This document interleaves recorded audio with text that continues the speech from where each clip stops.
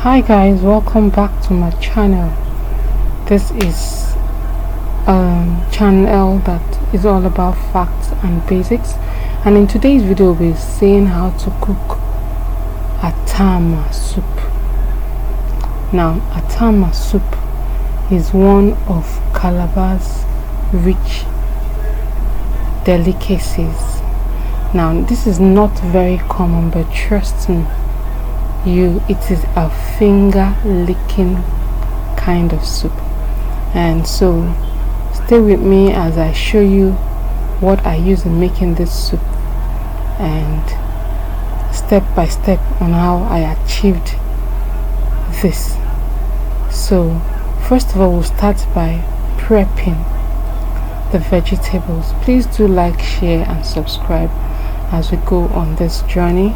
If you find something interesting, please do give it a thumbs up, so like the content gets to other people. So today we are going to be using the dry vegetable for this, the dry Atama. So the process, I noticed that before I used to clamor for fresh. I always want to buy fresh, but with this, there's some vegetables that when you use the fresh, you notice the difference between. But for this vegetable, trust me, there is no difference in taste or look, whether it's fresh or it's the dry one. So I decided to go for the dry one because I know that even if I'm not ready to cook it, it could just be there in the kitchen, and you could even prepare this yourself. Just when the vegetable is in season, just chop it and spread in your room. Please don't dry your vegetables in the sun. You can see now that water has touched it. It looks, the vegetable has come alive as if it wasn't dry. So trust me, I tell you, you have nothing to fear, whether it's dry or fresh. So see the way I'm sorry I didn't show everything, but just to put enough water, let it sit for some time, and then begin to strain. Pick the leaf, squeeze out the water. Now this method will allow the sand to settle, in case any sand settle at the bottom. So you're just scooping the top and leaving the bottom. Continue that way. You don't need to wash it twice, except you just want to, just that one time.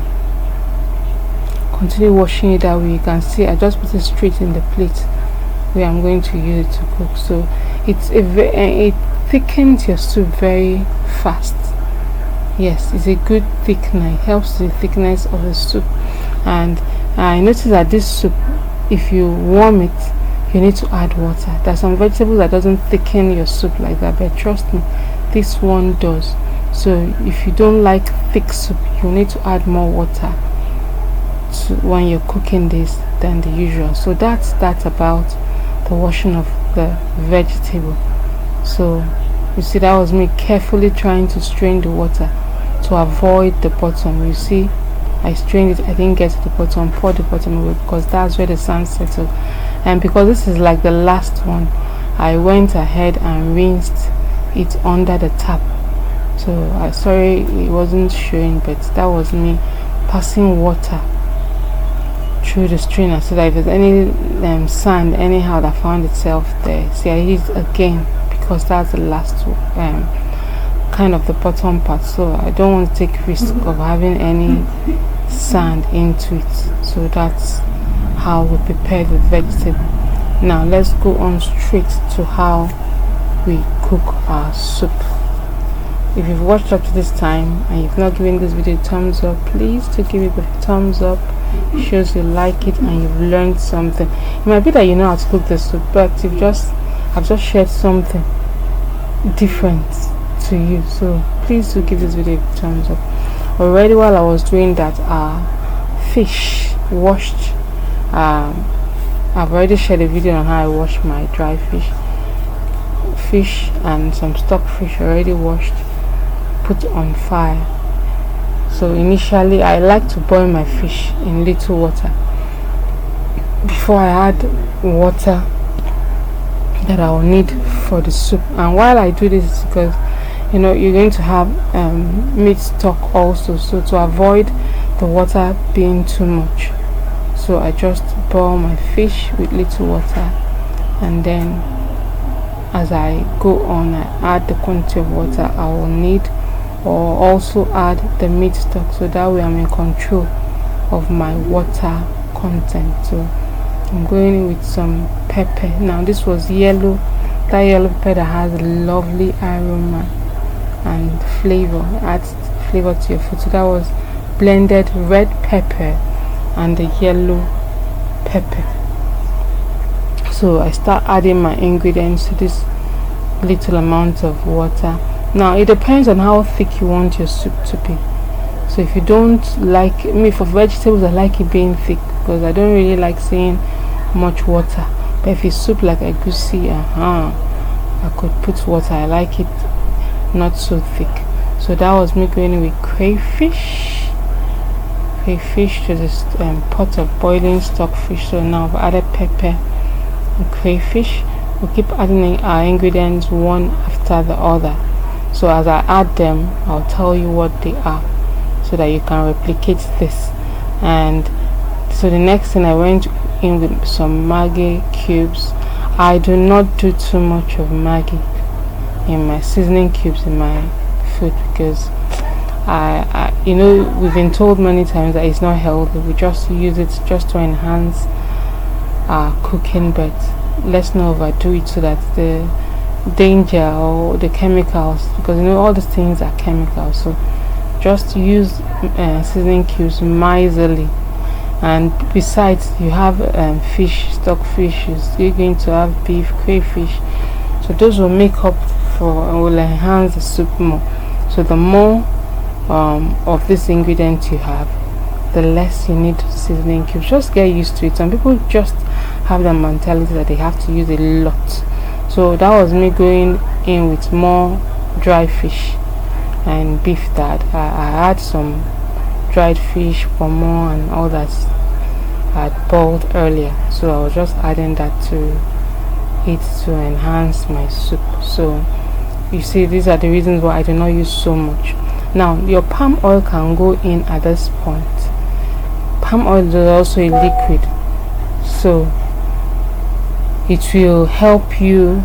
The earlier you put in your oil, the earlier you're able to manage. Like for this soup, I tell you, because water leaf is still going to come in, the one will get that I explained to you. So I wanted to get it thick. Number one, when your soup is thick, it reduces your storage space, especially for someone that you've looked at the freezer, it's already filled, so you just want to cook it in a way that you will not have so much plates going into your freezer. You don't have enough space for it.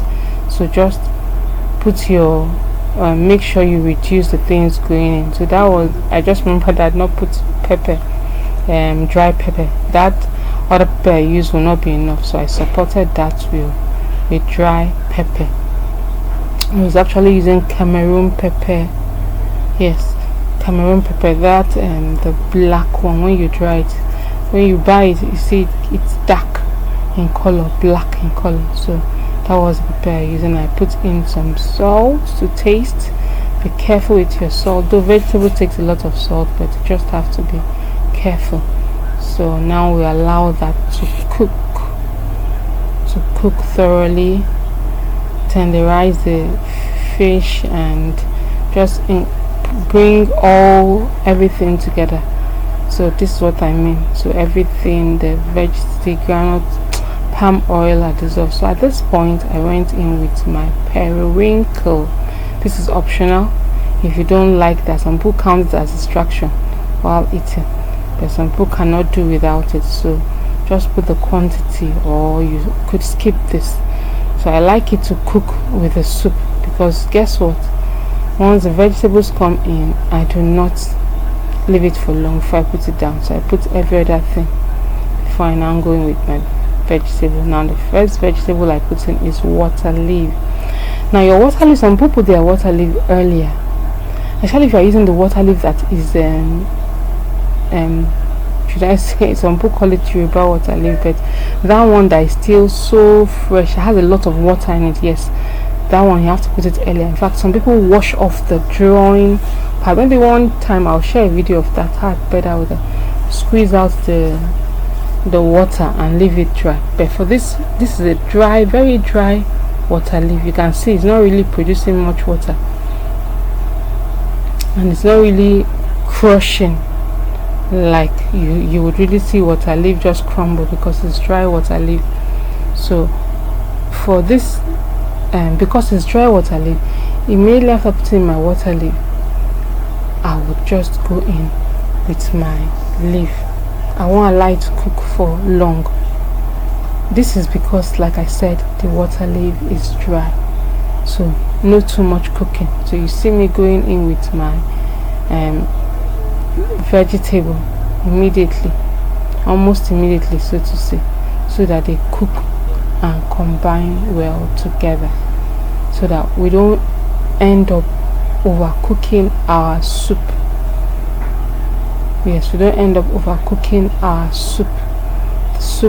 Overcooking our vegetables. That's what I actually meant. The vegetables are not allowed to overcook, so I put my vegetables last. Some people put palm oil last, but you know, for you to put that palm oil last, you need to trust the source of your palm oil. You know that it doesn't have any bad taste, it's fresh and everything, and it won't spoil your soup. So but if you're not sure, you could either fry it, that's allow it to fry a bit at the beginning, or add it like I added mine. Not that I don't trust this palm oil, but I just felt I wanted the vegetables to come in last. So your vegetable can come in last like mine, and trust me, within a short time, once the vegetables get in, you stir it to come together, and then you allow it to cook a bit to release some of the thickening effect into the soup. Trust me, your soup is ready. Not too much to it, just allow it to cook enough so that, and the whole thing is warm, not that it's so that it's hot, so to say. Once you've noticed that the heat has circulated the pot, then you're good to go. So thank you so much for being a part of this video today. Let me know in the comment section if you're able to try this out. I try to keep my cooking simple so that you can easily replicate it. Thanks for subscribing, and see you in my next one. Please do like, share, subscribe if you have not. Bye. God bless you.